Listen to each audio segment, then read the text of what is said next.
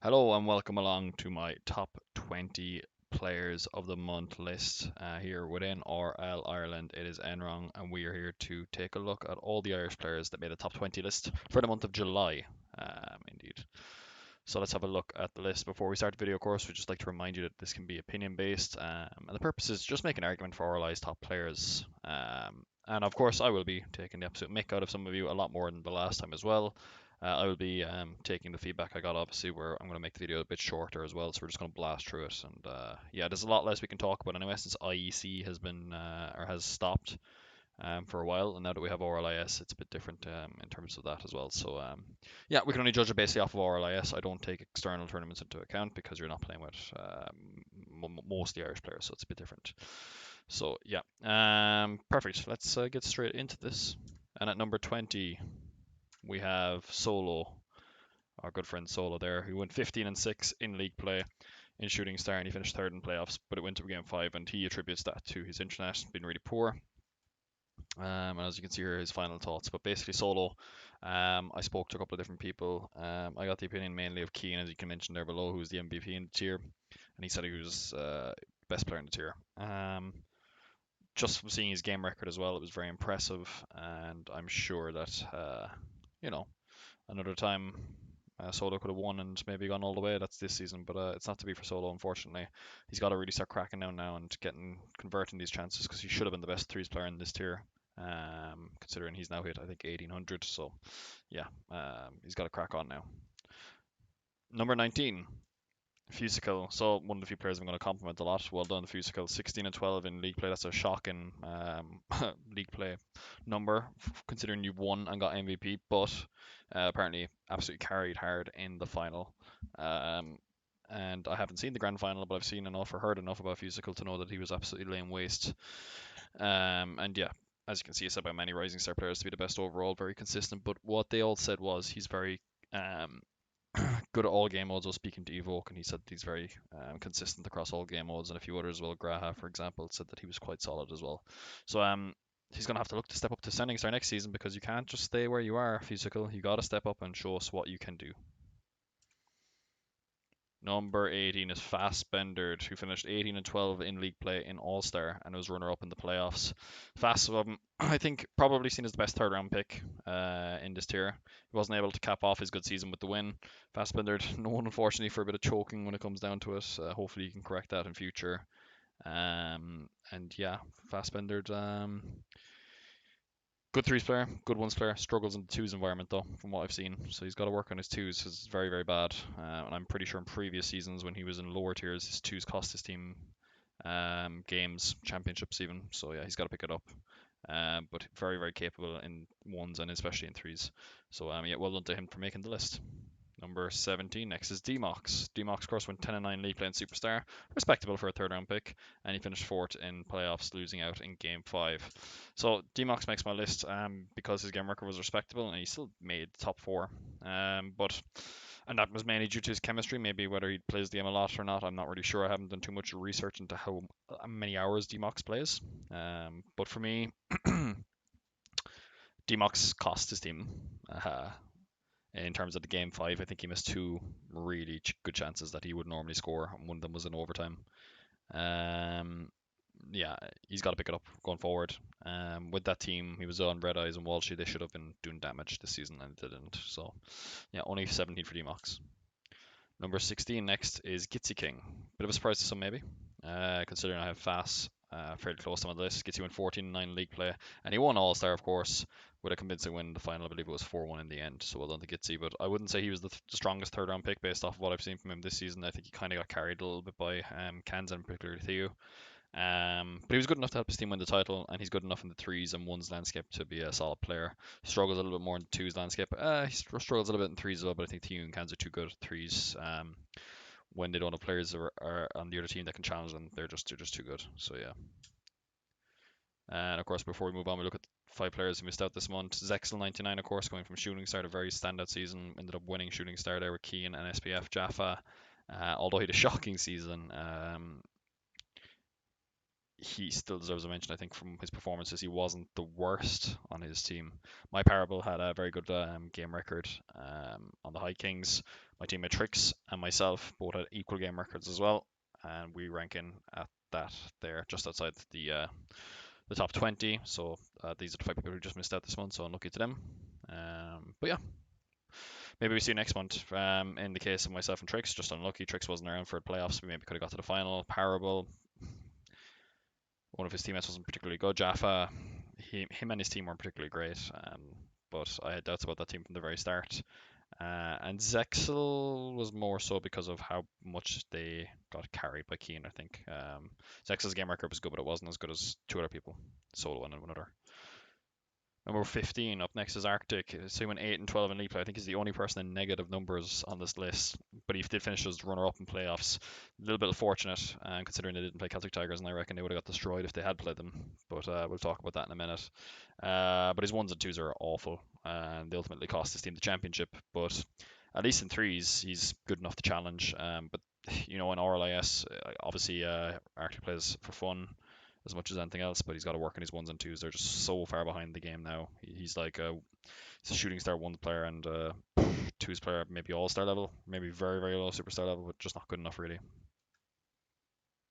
Number 14 is Rian, 16 and 7 in league play and ascending star, and a champion of ascending star with the MVP award also. This guy's a bit of a talent actually really. Steps up from rising star to ascending star and wins the title carrying Dave Forehead and Squidgy. Yeah, for me, Rian, no doubt in my mind he was going to be on the list. It was just where I was going to put him exactly, and I thought about it long and hard, and I was able to justify putting him in my top 15, even though he was an ascending star. For me, he was definitely the best player. Squid could have also made the list, but I think like that team was not as good when they had Krolic, and then when Rian comes in, it just completely transforms the team. You could see just by how well Forehead was playing and Squid was playing that this guy's just top quality. Really is the flavor of the month really for ascending star. Number 13, Red Eyes. Red Eyes 14-13 in league play, and he finished 4th in playoffs while losing that game 5 overtime. He had a decent season, but when you get reverse weapon playoffs, can't really put him any higher. Unlucky number 13, but it's lucky for me, but not for you, Red Eyes, unfortunately. And yeah, you got to really work on that going forward. Number 12, Royzer. Big Daddy Royzer, 20 and 3 in league play and shooting star. So he wasn't even MVP, right? But I thought this guy's record was absolutely insane. And when I talked to other people, they didn't mention Royzer, which I thought was surprising. But Royzer was going around slapping people in shooting star. For me, Royzer has to be high up on this list. He was runner up, and although he wasn't on many people's MVP list, considering his team didn't win, but he was on my one actually. I was going to put him number 1 on mine because I thought his game record was outstanding. I know the Keane fella is really good. He's not Irish, obviously, so he can't be on the list. But Royzer was outstanding, and yeah, Keane was in the wrong tier as we saw. Probably Royzer too, actually. Number 11 is Rob Kiernan, so 12 and 9 in league play, and he finished 3rd in playoffs, but he did not show for the losers final. So as you'll see here, I would have had him way higher up on the list because he was absolutely destroying people in ones and twos. But when you can't play, when you don't show, you can't be in my list. It's hard to make the top 10. So I'm sure Rob Kiernan won't be too fussed about this, but at the same time, I'm sure he'd like to be in the top 10 of any lists when it comes to Irish players. And of course, we're just going to look at the top 10. Before we do it, obviously, we're going to look at the patrons for July. Hudson, Henkan, Royzer, Smoke Jesus, Slats, Graha, Aaron, Zexel, 99, and Haskell 2. Thank you for your donations for July. And yeah, keep it up going forward. Number 10 on the list is Shallow. This is going to be a big surprise for many. 13-9 league play. He's the only player on the list not to make playoffs. His team was a disaster. But his record actually, I think, justifies him being on the list, considering you've got people like Red Eyes, like D-Mox on the list, like Arctic. If you look at game record, I think he's very good. In ones, he's obviously exceptional. In twos, he's very good. Threes, a little bit lower down, I think. Still in my mind, even after performances outside of RLI. But he's got to transition away from that defensive game style that he plays. He plays really passive. He's good because he works off of low boost, which is good. But maybe he should be a bit more aggressive and try and make something out of it. But yeah, Shallow I think would actually be not too annoyed maybe with his placement on this list, just because of how his team played and how they didn't even play the last week. Essentially, even though I think they played I think they played threes and they just gave up on the twos and ones. But that's mentality, I guess, for you. Number 9 is Jail though, and I'm sure he'll be surprised to see himself on this list, considering my passionate dislike for Jo in terms of a Rocket League sense. Great guy though. 29 in league play in All Star, and he finished as runner up in All Star. And for me, he was going to be my MVP before um, before the final, but you don't even put up much of a fight in the final. You can't really get the MVP. And I think, to be honest, T was probably going to get it, but he just wasn't around for the playoffs, so Cans got it in the end. But that's not to take anything away from Cans. He was exceptional. And for me, Jo won him the threes against my team Satanta in week one. He was very solid in the threes as well. Jo was just really good. Yeah. Number 8 is LTX Sam. Maybe a bit of a surprise for him, but I actually thought he had a decent season for the most part. 14-9 in league play and superstar, and he was third in playoffs, but his team had no showing, obviously. Hurt his chances a bit. Um, he was a little bit dodgy on threes when I watched him. And I think they would have made the final for sure. I don't know if they would have won. They would have had a great chance based off of ones and twos with Rob Kieran playing, but I think their threes with Rez was a little bit too weak. But Sam has got to really press on now. He's had a few seasons of dodgy performances, and for me, yeah, he's got to really look at pushing on now a bit for season 5. Number 7, Colin. 13 and 13 in league play in Superstar. That is a dreadful record, really, when you're the team that finished second. But Colin doesn't really play the game as much anymore, and his ones win over Spectre in the grand final, I think, was like a standout thing for me. That was like I'm not going to lie down and just accept this, especially when Spectre wasn't showing him too much respect, and Colin like kind of manhandled him, told him to be quiet. And yeah, Colin, he's high up on this list for the simple reason that in the final he was very good. But his threes isn't great. He needs to work on that. You can see why he's a second round pick because of his great ones. He's good. His twos is decent. That's why he's a second round pick. I still probably wouldn't have him as a second round pick. I'd probably have Waz above him because I think Waz is more devastating in threes. But yeah, to each their own. And Ryan called this one pretty well. Number 6 is Walshy. Bit of a surprise, I'd say, for most people. But when you look at that game record, 16 and 10 in Superstar, when you finish fourth, I think it justifies him being up pretty high here on the list. And I think his team let him down. Walsh had some really good moments across the season, big wins. For me, he was actually a contender for MVP. He was up there with Yem, Waz, Spectre, Rob Kiernan, and Panda. But obviously, if you can't get past fourth place, you can't really get MVP, can you? So Walsh is going to have to just obviously collect himself. He played well. He knows that this season his team let him down. He's just going to move on to next season. But I'm sure he doesn't care too much anyway because he's obviously delighted that he's playing with his friends in Red Eyes and DMOX. Number 5 is lovely Cans. Probably a shock to most to see him up this. But 18 and 7 game record is a really high game record, and he was champion. He only dropped one game in the entire playoffs. For me, he was a deserved MVP. There was only two people up for it. It was Jo and Thiu, and Cans. He manhandled Jo and Thiu. Yeah, Thiu obviously wasn't around for playoffs, so for me it was no-brainer really for me. Cans was exceptional, and when you play against him, you don't really see too much what Cans does because he's just so good at managing the midfield and the defense. And I thought he was solid. He was excellent. And when Cans is in the moment, I don't know why he always plays well against me. The Cans is freaking really annoying. But yeah, that's Cans for you.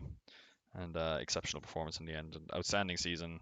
He's now taken his second title. He's got manager of the season as well. He's had an exceptional season. I'm sure he's absolutely delighted. And yeah, I think TU probably would have had it had TU been around because I'd assume TU would play to a certain game style. But when I think it was TU played, I can't remember who. It was the Saints, wasn't it? So what changed my mind anyway? Even when I thought about it, I was like with TU. Week 5, I think they played the Saints and they got killed by them in the threes and in the ones. TU lost the ones to fast, and they lost in the threes because TU was having an absolute mare, I think it was. So that's why I think Kansas was going to be my number 1 anyway. It was him or Jo. But I know why some people would pick TU there. Number 4, Spectre. 15 and 10 in league play, champion. And probably was going to be my MVP here.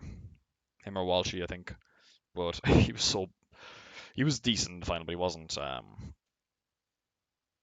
up to scratch like the other two, where the other two played like like they really wanted, where Spectre kind of was spinning, freestyling, and not showing the respect to Colin. Almost cost his team the win in the end, but they got away with it, and to be happy to have won the big prize of €10. So well done to Spectre there, and yeah, he's got his title in the Discord now, so he's got to be happy with that. Number 3, Wazito, 10 and 5 in Superstar. in league play and champion, of course, as well. He was also in the running for MVP, but I felt like his ones and not seeing him in ones meant I couldn't give it to him, and then for twos, he just didn't play the games. But he looked really good in threes, to be honest with you, especially since he doesn't play that much these days, considering how much he used to grind. And he's definitely by far the best third round pick by miles. Way better than all the other ones. I'm thinking Demox, Arctic, little dude, nowhere. Who else was there? Carrick nowhere. Yeah, he was way better than all those. Like way better. He was the difference maker. I think it wasn't because Yem and Spectre were just so much better. It was because Waz was so much better than everyone else in his round, so to speak. Um, and yeah, he wants it. You can tell that. Number two, consistency is key, is the note I put down here with Panda. 17 and 10 in league play in Superstar. Runner up in playoffs as well. He was in the running for MVP. This man's got a problem though. He doesn't play the game, and he goes through these periods of just not wanting to play it. I think someone the other day said that this guy could be, absolutely like top class. He could actually probably have made, RLCS 10, but he just doesn't want to play the game. So I say consistency is key, and as you can see there, I basically type it out. That is strange because he barely plays Rocket League and he's still like in the top three players every month for me. But he made a few big errors in the final. But he backpacked his team big time, I think. And yeah, there was a big gap I think between Panda and our number one guy, which is of course Yem. In number one, of course, the MVP of Superstar, 18 and 8, champion, MVP, everything's brilliant with him, and everyone questioned him. I questioned it. Encannon, what the hell are you doing? You have no idea what you're doing. Go away, play Mountain Blade. Stay away from the Rocket League. You haven't a clue what you're doing. And well, Encannon put together a winning team. And although I still don't think Yem was the best first round pick, um, Yem worked really well with Waz and Spectre, and he put in some exceptional performances, and his ones games were really good. And he wasn't flawless by no means, but for me, Yen was exceptional. So yeah, I really enjoyed watching Yen this season for the few games I did get to see of him, and I'm sure he's going to be delighted now with that. So yeah, big performances. I guess people like there's a few people obviously on this list that are obviously probably going to be a little bit disappointed with where they are. But a lot of you just weren't good enough, to be honest. It's the superstar guys and maybe a few all-star guys especially. For me, anyone that's on this list, the Rising Star, we had Fusical, we had a Rian, I think we had, what was it, Roiser and Solo. They've all got to be really happy with themselves. They all played exceptionally well. Their game records prove it. You don't go on those kind of runs unless you're really top of the pile in your tier. I think all the players on this list that were in, like an Ascending Star or whatever, they should be going up a tier next season. Like, I think Rian can probably do Shooting Star. Fusical could definitely do Ascending Star. Roiser and Solo have to be an All-Star next season. There's no doubt in my mind about it. And like for me, I think like people like Kansas borderline because you see Superstar's a bit different because Superstar's a high enough level, but like Kansas definitely in the discussion. Jo always borderline with All Star and Superstar, and after this season, I think he's thereabouts. But yeah, for me, Yem in the end, brilliant. Don't know why that went backwards there, and yeah, excellent season from Yem, and he can be very happy with himself. And guys, before we go, ta-da, that's my face. Special thanks to all our patrons. We'll see you again for the top 20 players of August in about a month's time. We'll have a 1v1 tournament by then. We should have IEC back by then. So we'll have something to judge people off of other than RLS, which will be good. So I can actually dissect it a bit more. It was difficult this month, to be honest, especially when I haven't been able to like watch the games as much as I'd like to. And in the games I did watch, I wasn't impressed by most people, to be honest. So going off the game records was a big thing for me because most people were fairly dog this season, to be honest. And only the top players in their tiers were really impressive. As you know, like it'll be rare that I'll be giving out a compliment to Waz or Jo, but in their tiers they played very well. So yeah, for me, yeah, that's kind of what you're looking at there. Make sure to like the video, obviously, for those guys you can see it, and yeah, just keep on supporting us. We are help. We can do many more things. So yeah, thanks very much, and I will see you next time. Take care.